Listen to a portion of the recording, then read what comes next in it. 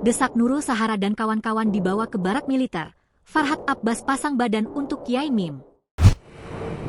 Kasus dosen UIN Malang, Yai Mim, yang viral berseteru dengan tetangganya, Nurul Sahara, membuat pengacara Farhad Abbas ikut bereaksi. Ia mengaku mendukung penuh Yai Mim dan istrinya, serta memberikan komentar menohok kepada Nurul Sahara, tetangga yang berselisih dengan Yai Mim tersebut. Menurut Farhad Abbas, Yai Mim dan istrinya menjadi korban framing negatif oleh tetangganya.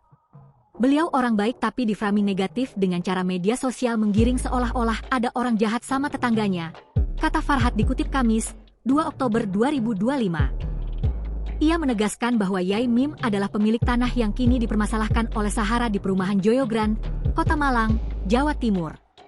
Seharusnya, kata Farhad, Yai Mim menjadi sosok yang dituakan dan dihormati, bukan justru dimusuhi warga satu kampung. Farhad juga menyoroti sikap sejumlah warga muda yang dinilai tidak menghormati orang yang lebih tua dengan cara-cara tidak manusiawi. Mereka mengatakan bahwa mereka punya karakter yang jagoan dan hebat. Tapi orang-orang seperti itu, guys, kalau sudah ketemu dengan polisi pasti langsung nangis, ujarnya. Enggak usah ketemu polisi, ketemu Farhad Abbas saja, saya tegur atau saya somasi, pasti nangis, sambungnya. Bahkan, Farhad meminta ketua RT setempat diganti. Kalau perlu terbalik, satu kampung dipindahin, cukup Yai Mim dan istrinya tetap di situ, lalu dihuni warga baru lagi, tegasnya.